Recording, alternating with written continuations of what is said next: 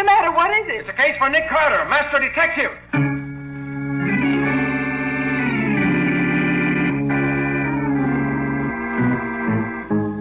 Yes, it's another case for that most famous of all manhunters, the detective whose ability at solving crime is unequaled in the history of detective fiction. Nick Carter, Master Detective.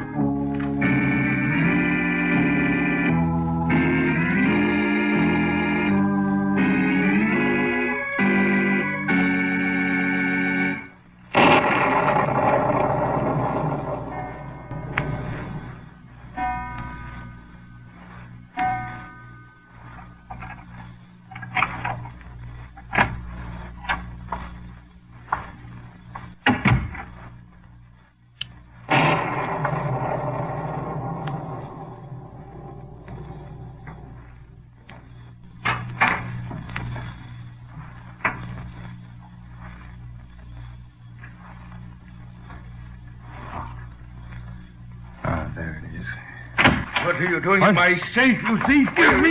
Oh!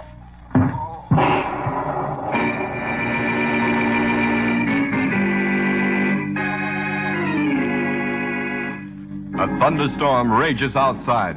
A shot. A man falls dead. So begins a strange adventure for Nick Carter, Master Detective. An adventure in which a murder seemed to be no murder at all, and the dead body vanished into thin air. The case of the disappearing corpse.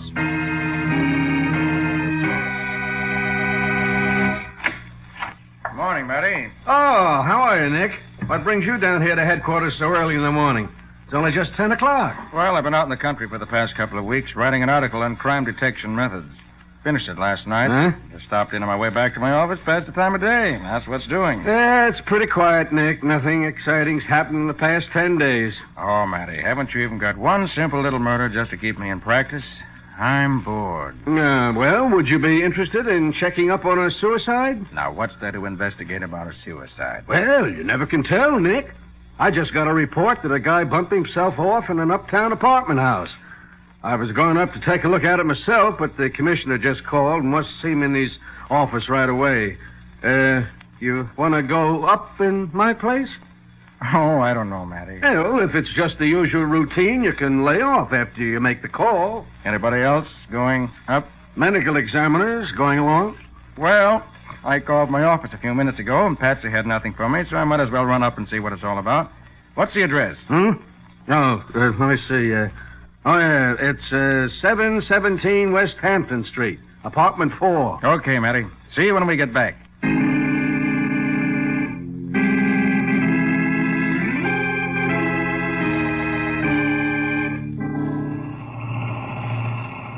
Well, this is West Hampton Street. What was that number, Doc? 717.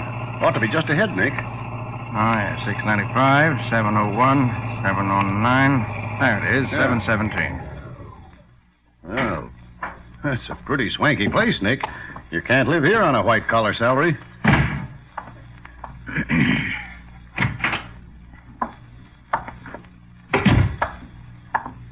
Oh, here's the elevator, waiting for us. Apartment 4, wasn't it? Yeah.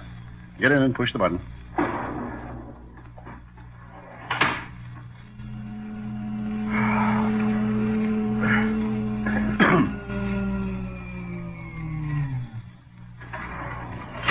Oh, here's 4 right across the hall here.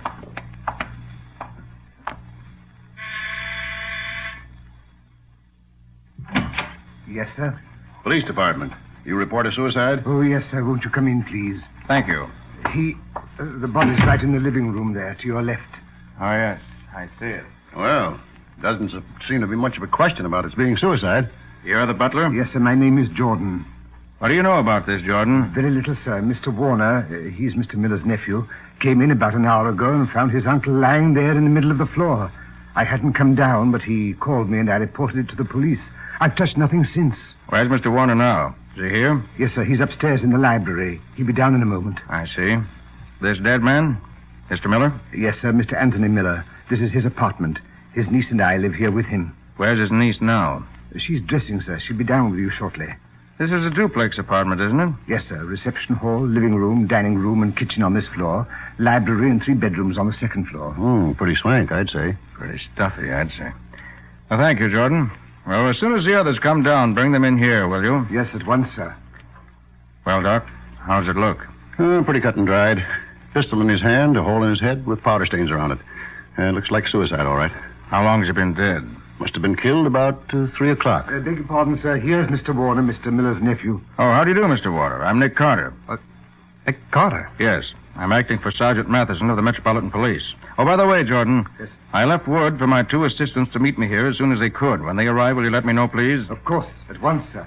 Mr. Warner, I understand you found your uncle's body. That's right, Mr. Carter. I did. Will you tell us about it? Well, of course.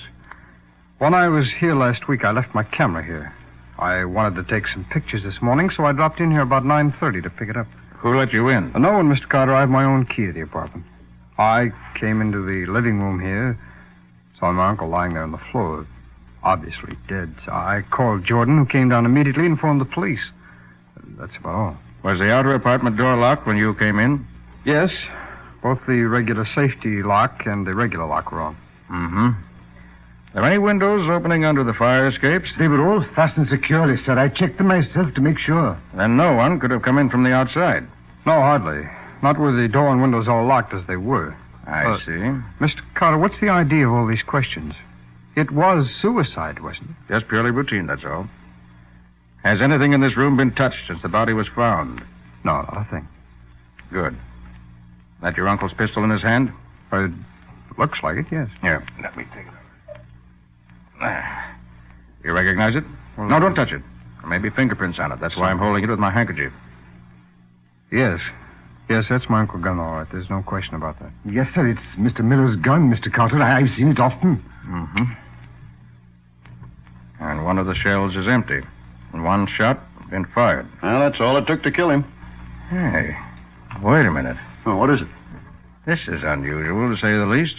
There's an empty shell in the chamber, but the pistol barrel is clean. What's that, Nick? You see? Either the barrel has been cleaned since the shot was fired, or the shot wasn't fired from this gun. Then this can't be suicide. Can't be suicide. No, it's definitely not suicide. It's murder. Murder, sir. Where's the old man's niece? Say she lives here? Yes, sir.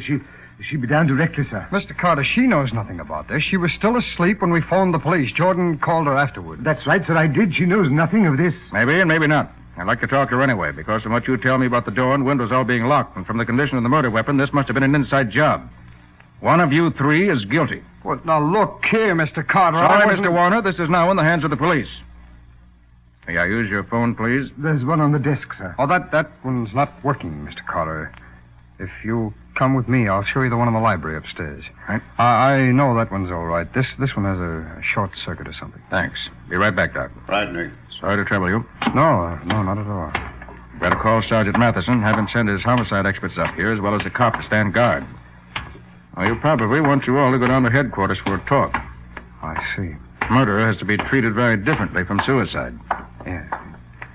Oh, there's the library right ahead of you. You'll find the phone in there. Thanks.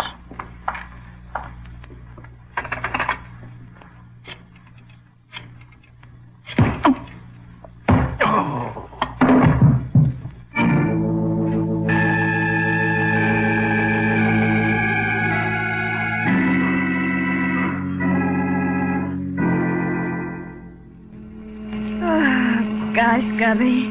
Must cost a fortune to live here. Yeah.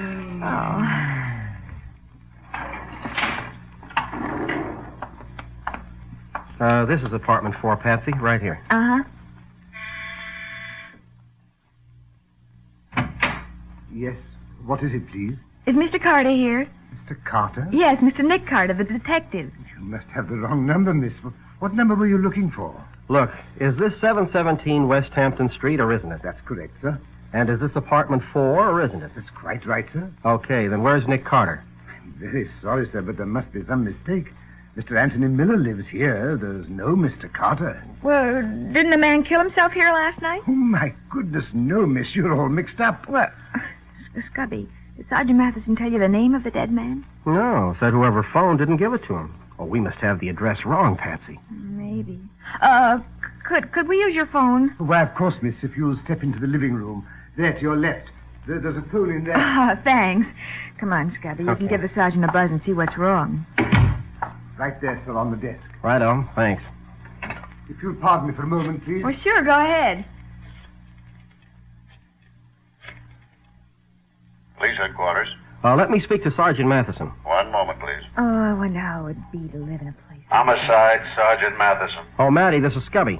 Yeah, what's on your mind, Scubby? Oh, Nick must have given us the wrong address when he told us to follow him uptown to this suicide place. What is the address? Just a minute. Here it is. It's 717 West Hampton Street, apartment 4. But that's where we are, Matty. And they don't know anything about it here. What's that? No, the butler tells us there's been no suicide here. What? Hey, that's the address they gave us this morning when they phoned. Well, have you heard from Nick or the medical examiner? Hey, come to think of it, I have it. And that's a funny thing, too. It's over 2 hours since they left here. They ought to be back by now. Hey, why didn't they call and say they got the wrong address? There's something mighty funny going on, Scubby. Yeah, looks like it. Well, we'll see what we can find. Maybe it's an address that sounds like this one. We'll call you in a little while if we don't find anything. Okay, I'll tell the boys to watch out for Nick and Doc. Right. So long. You know any more than we do? No. He hasn't heard from Nick or the doc since they left headquarters about 2 hours ago. What are you looking at? I was just thinking. Whoever lives here has pretty poor taste, even if they do have money. How do you mean? Well, look at the rug in this room. Yeah? It's the wrong color. It's definitely too small for the size of the floor. And the rug in the next room, which must be the dining room, was entirely the wrong color for the decorative effect in that room. And that one's much too big for the size of the floor. Yeah. You're right, Patsy. It's funny that people who live in such swell places should furnish their rooms so badly. Yeah. It almost looks as if these two rugs have been switched around, doesn't it? Patsy, maybe that's just what did happen. Maybe... Here, let me get a look at the rug under that dining table. Uh-huh. I'll shove the table over to one side and have a good look. Okay. Are you looking for something, sir? You're darn right I'm looking for something. You better hope I don't find it. I have to ask you to stop moving that dining table. If you try to stop me, I'll put a gun between your ribs. I'll call the police. Go ahead, call them if you dare. There. Scubby, look, right in the center of the rug. A big blood stain. That's what I thought. And I'll bet my last dollar that you'll find a blood stain that same size and shape in the center of the living room floor. Then someone was killed here. Yes, Patsy. And Nick and the doctor were here, too. This whole business about there being no killing here is a frame-up. Now you talk, and talk fast. What have you done with Nick Carter?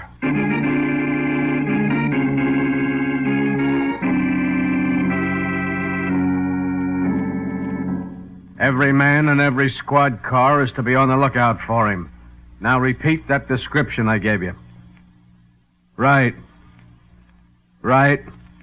No, it's Gerald Warner. Yeah, he was the old man's nephew. Okay, let me know as soon as you hear anything. Now, Jordan, look here. You're in a pretty tight spot. If you don't want this murder rap pinned on you, you better talk and you better say plenty. But I tell you, I know nothing about it. And you still say you don't know where the old man's niece went either, huh? Miss Hammond? No, sir. She put on her hat and coat and went out carrying a small overnight bag. Where'd she go? I don't know, sir. Look, don't be a sap. The butler always knows everything about a killing. And most of the time, the butler done the murder himself. But I assure Now, you, look, sir, we've proved that the blood-stained Scubby and Patsy found was human blood. We found Nick Carter's fingerprints on the desk, the table, and the upstairs phone. We found the old man's body stuffed in that upstairs closet in your apartment. And you don't know nothing about nothing. Oh, Sergeant, here's the bullet they just took out of Miller's body. Let me see it. Well, that's an ordinary .32 caliber slug. Yeah, but it was big enough to kill him. I know that. What I mean was... Sergeant, your detective squad is back from searching Gerald Warner's apartment. Oh, yeah? They find anything? Nothing very valuable. Oh, they did find a telephone number for the niece, Frances Hammond. Uh-oh. There were two numbers in one, a small directory. One was her home, and the other, according to the chief operator, is at 62 East Pine Street. Now, what the deuce would that be? Well, maybe she's got a girlfriend there. That's it, Scubby. Patsy, this is a job for you. Uh-huh. Go to this address and see if Frances Hammond is there. If she is, tell her you're a reporter. Find out how much she knows. Get as much of the story out of her as you can. And if she's not there? All right, maybe you can find out where she is. But go on, get going and hurry. Right. Maybe you can dig up something that'll tell us where Nick is.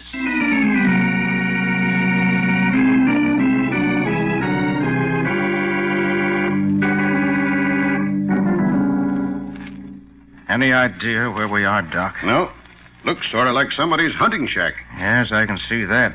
That doesn't help much. Well, as long as we're tied up to these two chairs like we are, it doesn't make much difference what part of the world we're in. We're no good to anybody this way. Oh, the thing that makes me maddest is the way they fooled me so completely. I never did see who hit me. Well, considering that there were only 2 men in the place and that the butler was with me, it isn't very hard to figure out who tapped you for the count. I was out cold from the time I was knocked out until I came to in this place.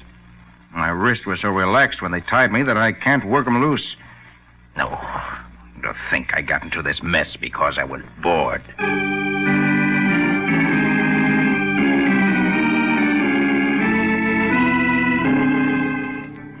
Well, I don't understand how you found out where I was staying, Miss Bowen. Your cousin told me, Miss Hammond. But it was he who suggested that I come here. He knew reporters would be pestering me for interviews after Uncle Anthony killed himself. And he said if I came here, they wouldn't be able to find me. He promised me he wouldn't tell anyone. But he only gave me your address because he knew I wouldn't pester you. He and I have been friends for years. Oh, I hope he doesn't tell anyone else. I'm sure he won't. And now, may I ask you a question or two? I suppose so. I really don't feel much like talking about it. I know, Miss Hammond. You loved your uncle, didn't you? Very much. He was always so good to me. Were you and your cousin engaged? Well, not quite. Uncle wanted us to get married. In fact, he made a will leaving me all his money because, well, he thought that would keep Gerald more interested in me. Was Gerald, Mr. Warner, interested in anyone else? Oh, no, it wasn't that. Uncle Anthony knew that Gerald wasn't ready to settle down yet. He was trying to persuade him it would be the best thing for him. Do you know where your cousin is now? No, I don't. Why do you ask me where he is? Don't you know? Well, you see, he asked me to send him a copy of whatever I wrote in my interview with you. But he's left town and he didn't leave me his address. Can you tell me? Why, I don't know. When he wants to get out of town, he generally goes to Atlantic City, the Hotel Martise, or to his hunting shack up in Norris County. He might be in either place, I suppose. Uh-huh. Well, I'll send a copy of the interview to each of these addresses. One of them ought to reach him. Tell me, Miss Hammond, did you know where your uncle kept his pistol? Why, of course. We all knew it. It was no secret. I've seen it often. But I never thought he'd use it to do this. Oh, there now, Miss Hammond. I'm sorry I mentioned it. Oh, please don't let it upset you. I'll just run along now. Goodbye. And thanks.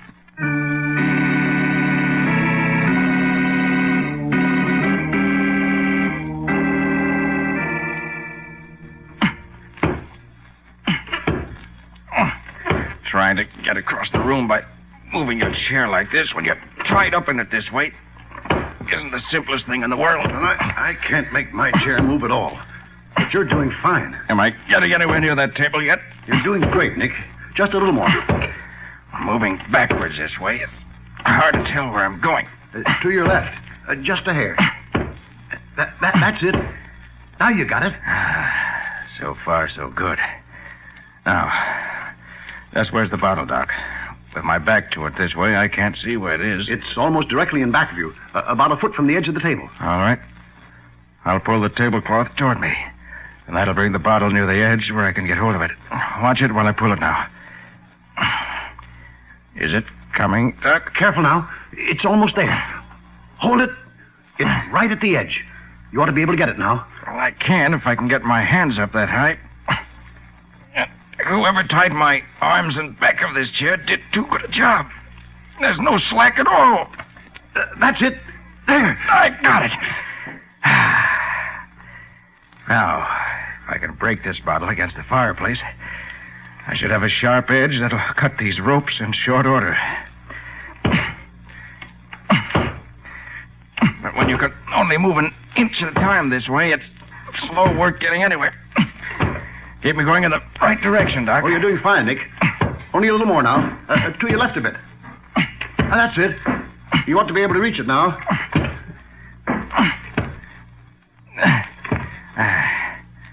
I'll try it. Easy first. You can hit it all right. Yeah. All right, here goes, Doc. You did it, Nick. Now edge your chair over toward me. You can cut my ropes first, then I'll cut yours. Gosh, Nick. You're the 8th wonder of the world. Thanks, Doc. Well, look out. Here I come.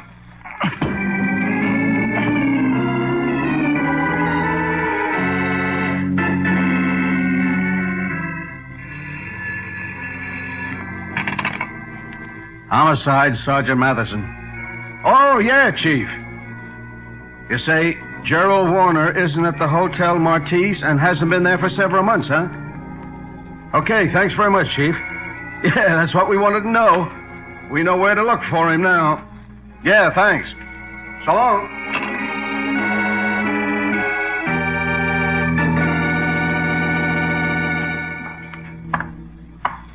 Well, that wasn't so bad, Nick.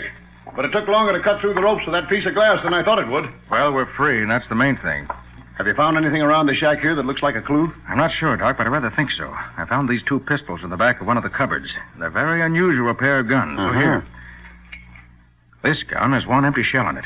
The barrel is clean. Has not been fired. Well, that's the gun that was in the old man's hand when we found him, isn't it? I'm pretty sure it is. Now look at this other gun. Huh? This one has no empty shells in it. The barrel is dirty, and from the smell of it has been fired very recently. I see what you mean. Say, that does make them a little queer, doesn't it? Well, Doc, as I see it, Warner killed Miller with his own gun. Then he tried to make it look like suicide, but he couldn't leave his own gun there. So he got his uncle's gun, which hadn't been fired, took the empty shell out of his gun and exchanged it for a full shell from his uncle's gun, and put that gun in his uncle's hand. And he was just excited enough not to realize that the barrel of his uncle's gun was still clean. Of course. But, well, why didn't he fire the other gun instead of going through all that rigmarole about changing the empty shell for the full one? Probably afraid that a second shot would wake up somebody who might have been partly aroused by the first shot, the one that killed his uncle. Well, I have to admit that it makes sense the way you tell it. And you still think that it will pay us to wait here for somebody to show up? Yes, Doc, I do. Because if anyone was planning to get rid of us, they'd have done it tonight. And they'd have to do it tonight. They wouldn't dare wait until tomorrow. Someone might find us in the meantime.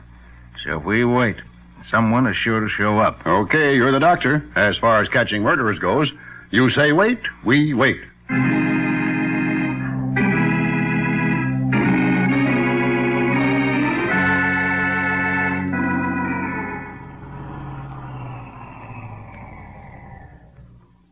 Huh.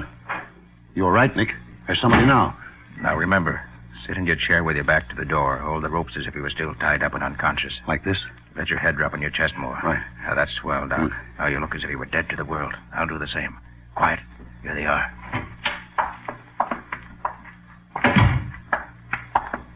Oh, what do you know?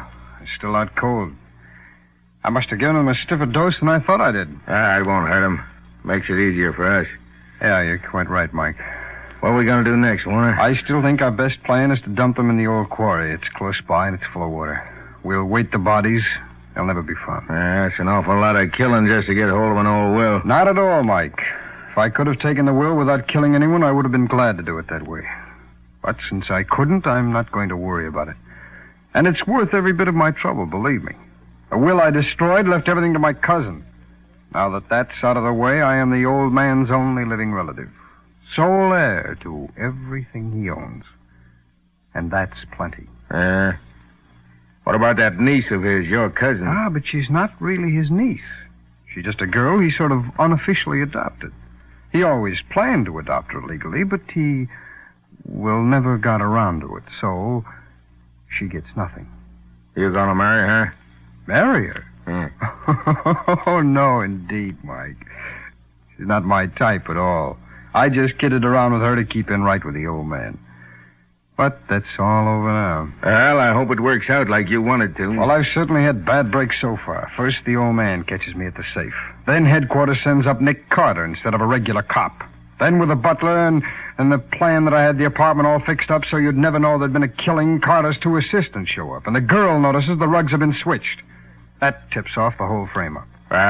Your troubles are over now. They will be as soon as we get rid of these 2 middlers. Yeah, better do it pretty quick now. Take it easy just as soon as it gets a little darker, Mike. Hey, you got any old burlap bags we can put them in? Yeah, there's some out back. I'll show you where they are. Okay, better have them ready when we want them. Now's our chance, Doc. Come on. Let me have one of those shotguns we loaded before. Here you are, Nick. Thanks. Now you take the other one. Get behind the cupboard there. I'll hide over here. Right, Nick. You say when. Let me do the talking. Quiet now. Mike! Mike, look, they've gone. That ain't possible. I just saw. Get your hands up high, both of you. Carter! How did you... We'll talk about that later.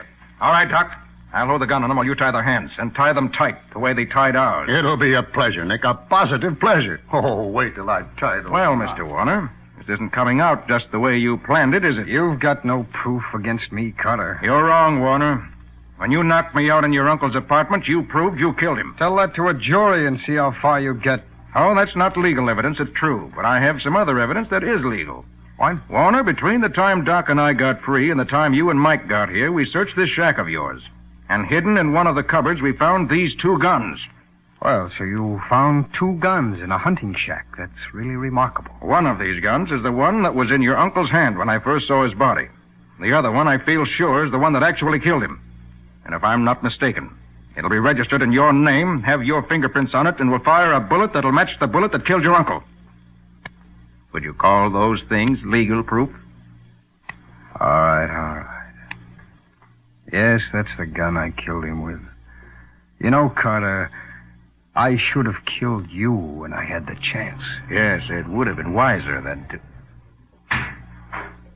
Nick? Nick, are you there? Nick! Come in, Patsy. Oh, What's all the excitement? oh Nick, I've been so afraid. Afraid of what? Afraid for you. Why, Patsy, you should know me better than that. Say, how did you get down here anyway? Well, when Sergeant Matheson got word from Atlantic City that Warner wasn't there, why, I made Scubby drive me down here as fast as he could. Yeah, she wouldn't let me stop and park anywhere. I never have any luck when I'm out with her. Well, you got here just in time to drive back with us. I was just going to take Mr. Warner and his friend here back to town to meet Mattie. Oh, gosh, Nick. After that thug tried to tell me that you'd never been in the apartment when we knew you had, why... Oh, I was ready for anything. But she got even with him. I sure did. He thought I wouldn't notice that they'd switch the rugs around, but I did. That'll teach him. Yes, Patsy. This is one time when a woman's instinct for interior decoration really solved a murder.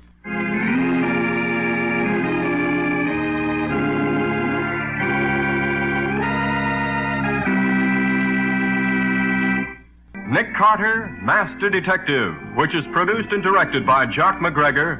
In The Adventures of Nick Carter, Master Detective, Lon Clark is starred as Nick.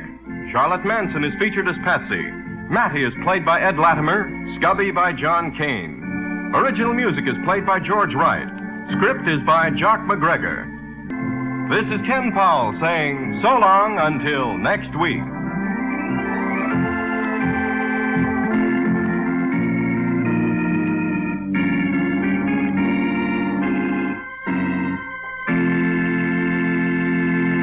This is the Mutual Broadcasting System.